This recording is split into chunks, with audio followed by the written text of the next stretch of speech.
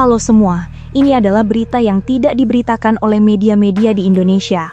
Sedikitnya ada 53 orang tewas dalam serangan Minggu Palma 2026 di wilayah Kristen Nigeria. Mari kita simak beritanya dari Baptist Press.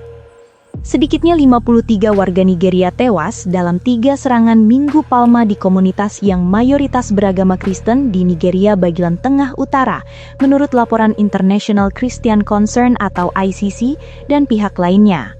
Tidak semua korban adalah orang Kristen dalam serangan paling mematikan ketika setidaknya 30 orang tewas dan beberapa lainnya dirawat di rumah sakit, lapor Open Doors UK. Namun, semua serangan terjadi di daerah yang dikenal mayoritas atau sebagian besar penduduknya beragama Kristen, dengan seorang pekerja lapangan Voice of the Martyrs atau VOM menggambarkan komunitas Jos sebagai 100% Kristen. Dalam serangan paling mematikan, para penembak yang diidentifikasi oleh para penyintas sebagai militan Fulani atau teroris Boko Haram menyerbu komunitas Ungwan Rukuba di wilayah Jos, negara bagian Plateau, sekitar pukul 8 malam pada Minggu Palma. Para penembak menewaskan sedikitnya 27-30 warga di sana, menurut saksi mata, dan berdampak pada beberapa rumah. Pihak berwenang setempat mengatakan bahwa belum ada kelompok yang mengaku bertanggung jawab atas serangan tersebut, sementara jumlah korban tewas terus meningkat. Meskipun diberlakukan jam malam selama 48 jam yang dirancang untuk mengurangi kekerasan setelah serangan itu, warga setempat melakukan protes di jalanan, menyesalkan tanggapan dari penegak hukum yang selama ini digambarkan sebagai tidak memadai. Rakyat Nigeria sudah lelah berduka. Rakyat Nigeria sudah lelah dengan pernyataan-pernyataan. Rakyat Nigeria ingin melihat tindakan nyata, kata Presiden Asosiasi Kristen Nigeria, Daniel Okoh, pada 30 Maret saat secara terbuka mengutuk serangan di Jos. Mereka yang bertanggung jawab atas kekejaman ini harus ditemukan, ditangkap, dan diadili dengan cepat dan tegas. Jika tidak, hal itu hanya akan memperdalam perasaan bahwa kehidupan di negara kita tidak lagi terlindungi. Menurut Okoh, para penyerang di Jos mengenakan pakaian yang mirip dengan pasukan keamanan Nigeria dan menembak orang-orang yang tidak berdaya. Nyawa melayang dalam hitungan menit, keluarga hancur berantakan, sebuah komunitas mengalami trauma, kata Okoh. Penggunaan seragam militer palsu atau tiruan oleh para penyerang ini sangat mengkhawatirkan. Hal ini menyerang ke inti kepercayaan publik dan harus diselidiki secara menyeluruh. Lembaga keamanan kita tidak hanya harus merespons, mereka juga harus selalu selangkah lebih maju dari ancaman-ancaman ini.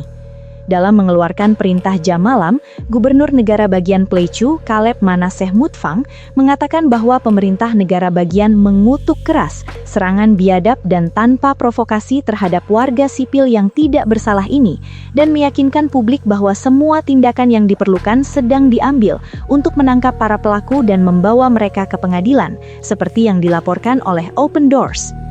Serangan di Jos terjadi setelah serangan sebelumnya di Minggu Palma di komunitas Kristen di persimpangan Angwa Rukuba di Etobaba, di mana setidaknya 10 orang tewas, dan di desa Kahir di wilayah pemerintahan lokal Kagarko, negara bagian Kaduna, yang menewaskan setidaknya 13 orang yang menghadiri pesta bujangan, kata ICC. Para korban yang tewas di pesta bujangan tersebut berusia 21-31 tahun, kata ICC, berdasarkan laporan resmi.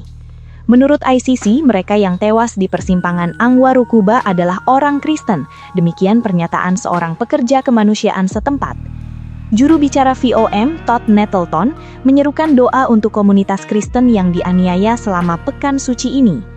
Saat umat Kristen Amerika berkumpul untuk merayakan kubur yang kosong pada Minggu Paskah ini, kita tidak boleh melupakan mereka yang menggemakan pengorbanan hidup Kristus dengan mempertaruhkan nyawa mereka sendiri di negara-negara yang terkekang dan daerah-daerah yang bermusuhan, kata Nettleton, Wakil Presiden Bidang Pesan VOM dalam siaran pers.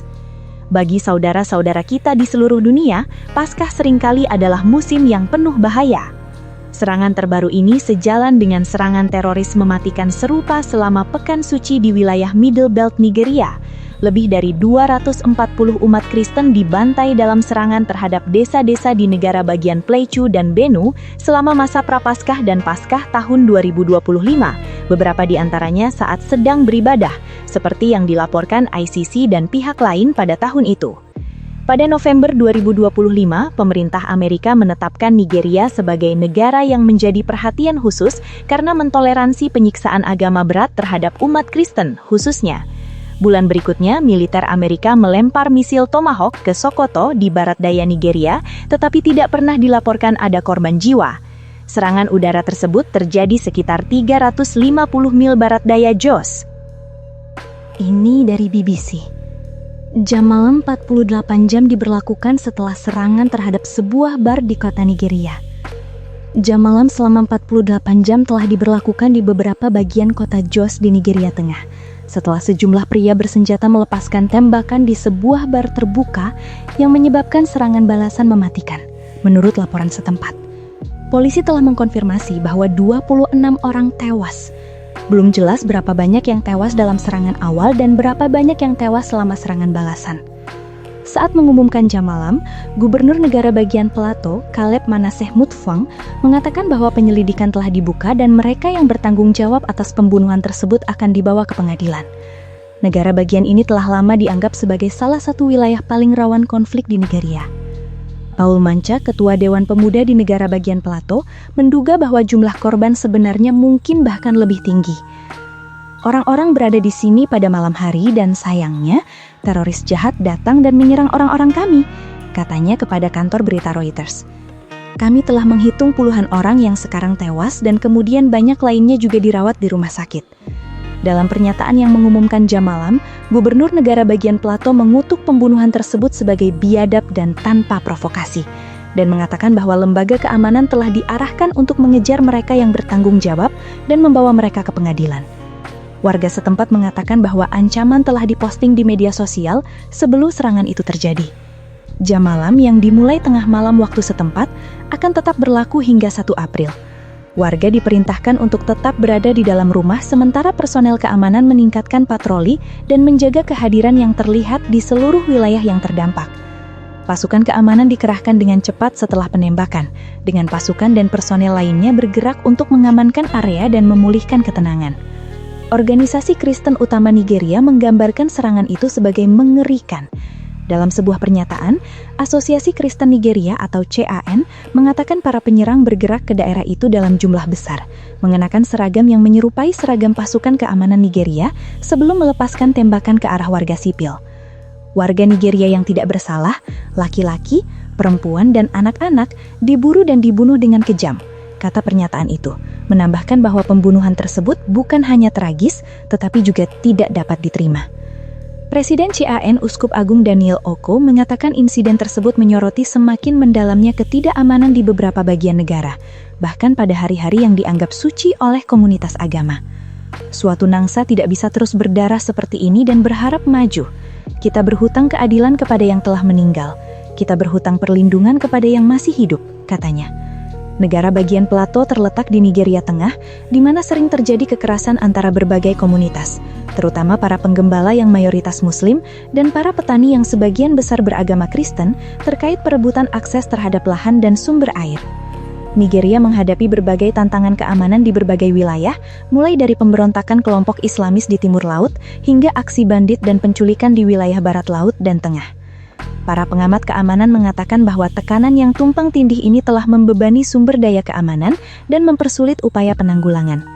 Serangan hari Minggu menyoroti kerapuhan yang terus-menerus terjadi pada pengaturan keamanan lokal dan betapa mudahnya kekerasan dapat mengganggu livat sehari-hari. Meskipun pihak berwenang bersikeras bahwa situasi terkendali, pemberlakuan jam malam menggarisbawahi keseriusan ancaman dan urgensi untuk mencegah eskalasi lebih lanjut.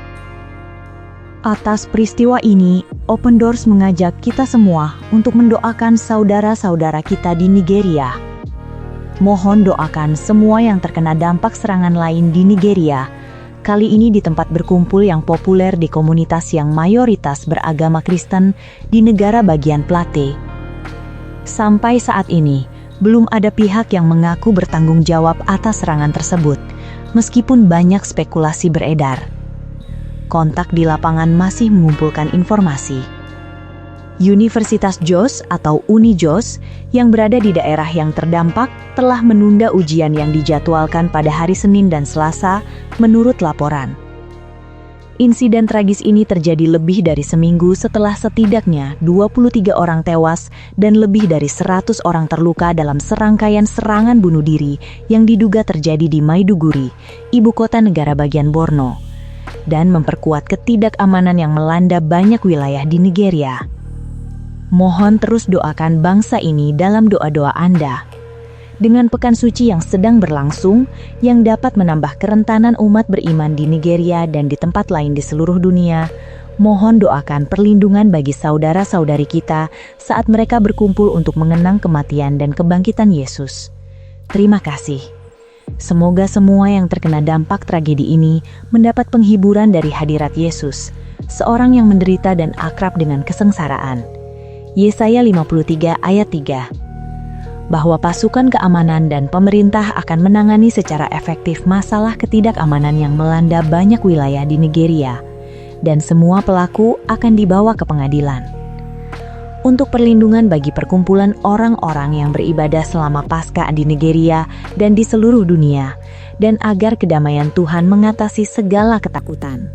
Yang bawahan dari gereja bawah, kepalanya sungsang, otaknya diselangkang. Surganya cuma batang yang mencari lubang, selalu mimpi disayang oleh para dayang. Hidungnya belang, mulutnya lancang, suka menantang.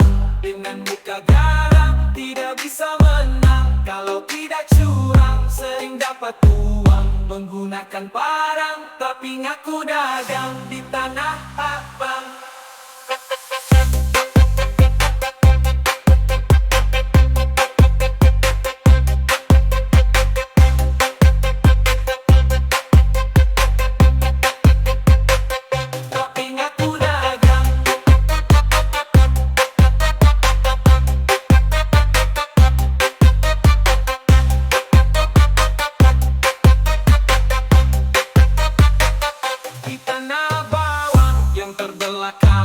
Pengetahuannya kurang, nuraninya hilang. Percaya Tuhan yang berhutang, untuk Nabi berperang. Suka barang benci semua orang, merampok para tukang yang bekerja di ladang. Memperbudak bujang dan perempuan yang malang. Baju putih dia pasang lalu pergi ke simpang. Ibadahnya adalah nampang supaya dikira nyumbang. Dongeng dia pegang, sejarah dia buang.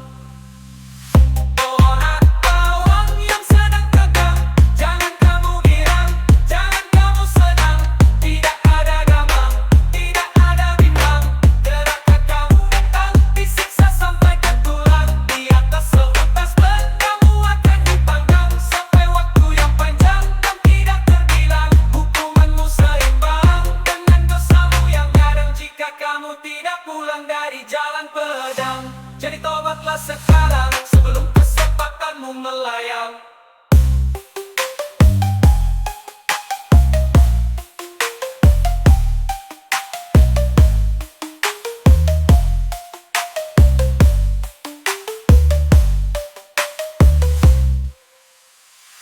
Orang bawang yang sedang tegang, jangan kamu girang, jangan kamu senang. Tidak ada gamang, tidak ada bimbang. Gerakan kamu datang, disiksa sampai ke tulang. Di atas seutas kamu akan dipanggang sampai waktu yang panjang dan tidak terbilang. Hukumanmu seimbang dengan dosamu yang kadang jika kamu tidak pulang dari jalan pedang. Jadi tobatlah sekarang sebelum kesempatanmu melayang.